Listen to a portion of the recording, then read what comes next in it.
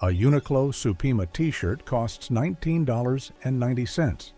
A Brooks Brothers Supima t-shirt costs $69.50. The exact same cotton. The shirt is not.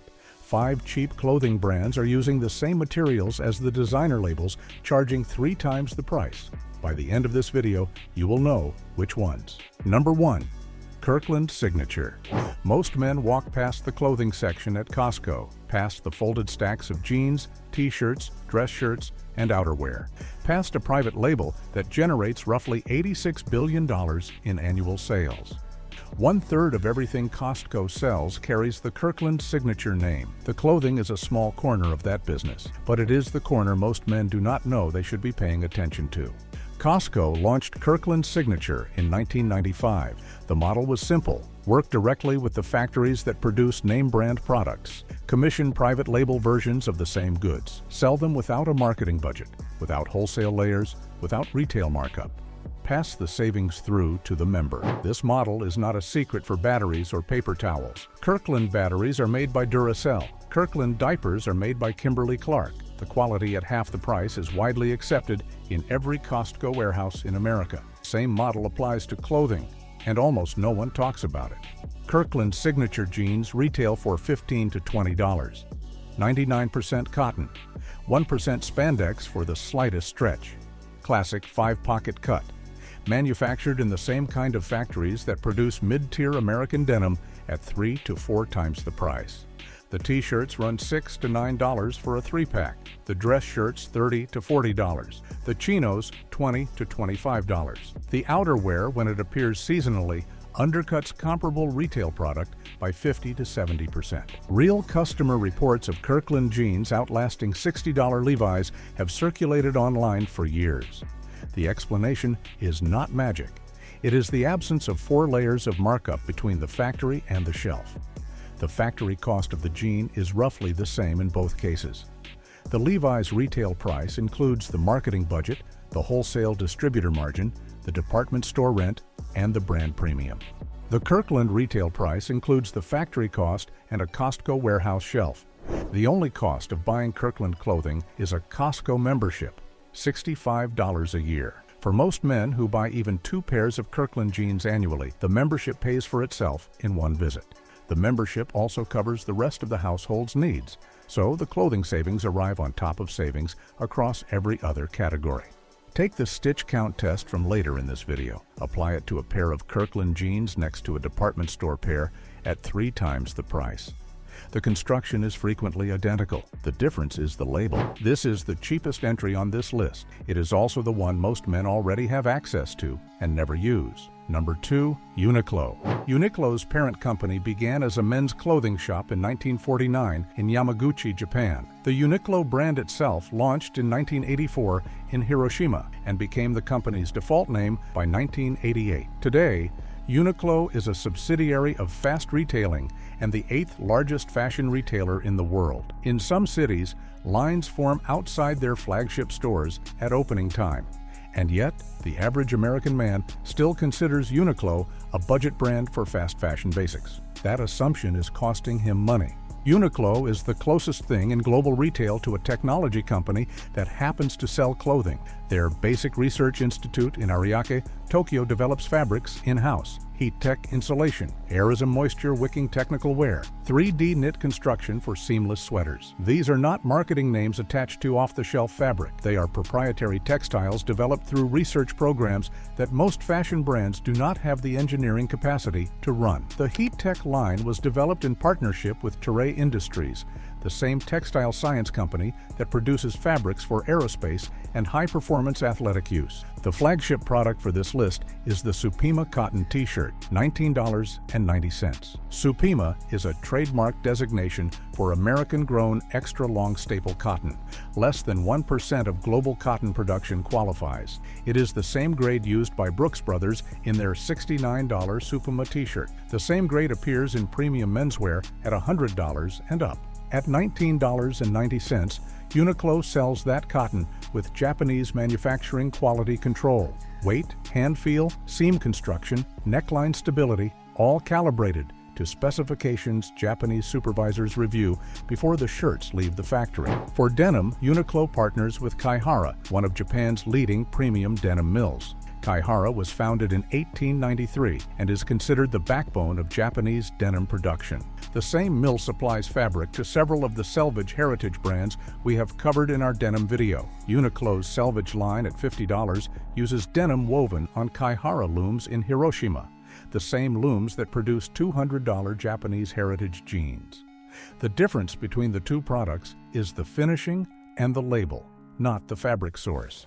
Japan took the obsession it applied to selvage denim and raw indigo and applied the same discipline to everyday essentials. The result is a store where nothing costs more than $50 and most items outperform clothing priced at 3 to 4 times the rate. Before we continue, you need 4 tests, 4 things you can check in any store to separate a cheap garment that delivers from one that only looks cheap. First, read the cotton label. Look for the word Supima, or long staple, or extra long staple, or Pima. These are the cottons that survive 50 washes without pilling. Standard cotton pills within 10 to 15 washes. The label tells you which one you are holding. Second, count stitches per inch. Turn the garment inside out. Look at a seam. Measure a 1-inch section.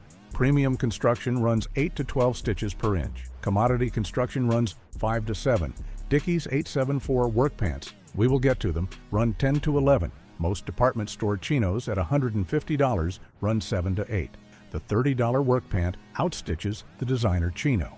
This single test, done in the store, will tell you more about construction than any marketing copy on the website. Third, country of origin is a partial signal, not an absolute one. Japanese manufacturing, American manufacturing, Portuguese manufacturing generally maintain higher specifications than some Bangladesh or Vietnam facilities, but the exception proves the rule. Uniqlo's Vietnam operations are run under Japanese supervision to Japanese standards. The country on the tag matters less than the company controlling the line. Fourth, the wash test. If a $30 shirt looks better after 50 washes than a $150 shirt looks after 10, you have your answer. This test costs nothing but time, and time is how every claim in this video eventually gets verified. The cheap brands on this list survive that test. Most designer brands do not. Every video on this channel applies these same tests. No brand deals, no sponsorships. If that is useful to you, subscribe. Number 3, Land's End. Founded in 1963 in Chicago by Gary Comer. Comer was a copywriter who had taken up sailing, and the first catalog was built around sailing hardware, shackles, ropes, canvas sailbags. The name itself was a sailing reference, borrowed from a clifftop promontory in Cornwall, England. Within a decade, the catalog expanded into clothing. Within 2 decades, Land's End was one of the most trusted names in American mail-order menswear. For men over 45 watching this video, Land's End is a familiar name. Your father probably had a Land's End Oxford shirt hanging in his closet. You may have owned one yourself in college or at your first office job. The catalog itself, 40 pages of crisp photography and detailed product descriptions, was a fixture in American mailboxes for decades. The brand has changed hands multiple times. Manufacturing moved offshore in the late 2000s, and longtime customers noticed the shift. That decline is real, and it deserves to be acknowledged. But here is what also happened. Land's End kept their Supima cotton lines. They kept the construction specifications on their core dress shirt, and they kept the price disciplined. The Hyde Park Oxford retails for $29.99. American-grown Supima cotton, no iron finish, pinpoint button-down collar. The pinpoint weave is denser and finer than standard Oxford cloth. It drapes better, wrinkles less, and holds its shape through repeated wear.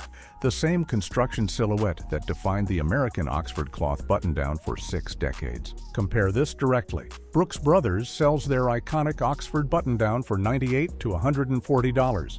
Same Supima cotton source grade, similar collar construction, similar fabric weight. The Brooks Brothers shirt carries 2 centuries of American menswear heritage. That is real. But on a Tuesday morning, worn under a suit, that $30 Land's End shirt and that $140 Brooks Brothers shirt are performing the same job to the same standard. The man sitting across the conference table cannot tell which one you are wearing. And after 50 washes, the Land's End shirt still looks like a proper Oxford button-down.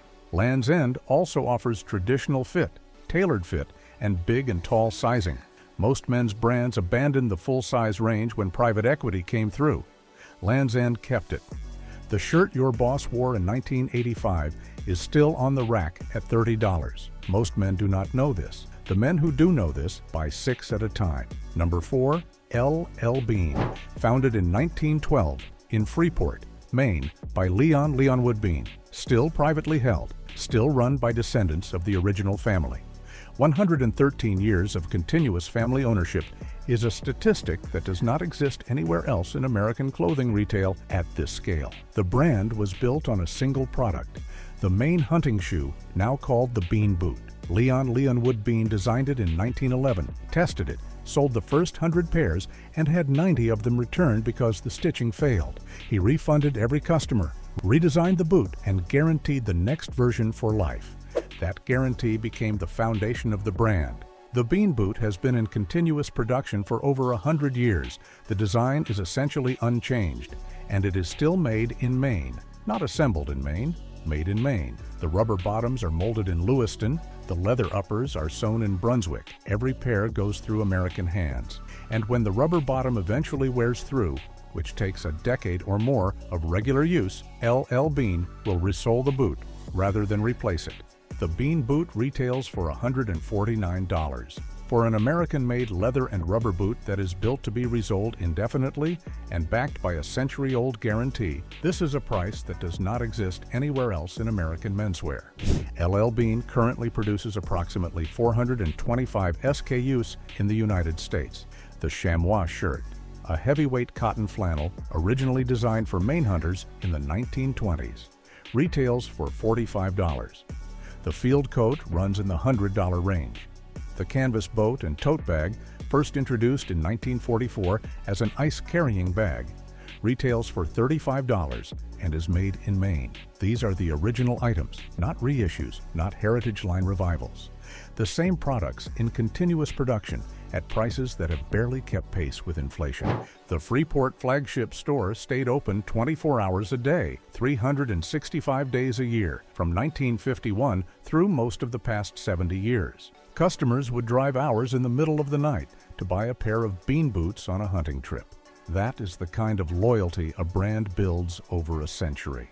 The Signature line launched in 2010 with modern fits at slightly higher prices. Most L.L. Bean customers still shop the core catalog, and the core catalog is where the value lives. A brand that refused to chase trends for 113 years. The boot that started it is still the same boot. At $149, it costs a fraction of what designer brands charge for lesser construction, with no guarantee and no American manufacturing.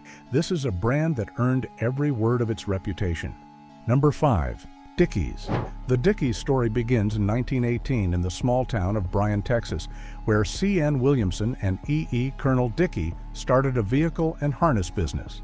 4 years later, in 1922, they established the Williamson-Dickey Manufacturing Company in Fort Worth, Texas, and pivoted the business from horse gear to workwear. Bib overalls, denim trousers, clothing built for farmhands, ranchers, and factory workers across the Southwest. By the 1930s, even as the Great Depression crushed most apparel manufacturers, Williamson-Dickey expanded. Their approach was counterintuitive. When the economy tightened, workers needed clothing that would last longer. Dickies doubled down on durability at a low price and grew through the decade.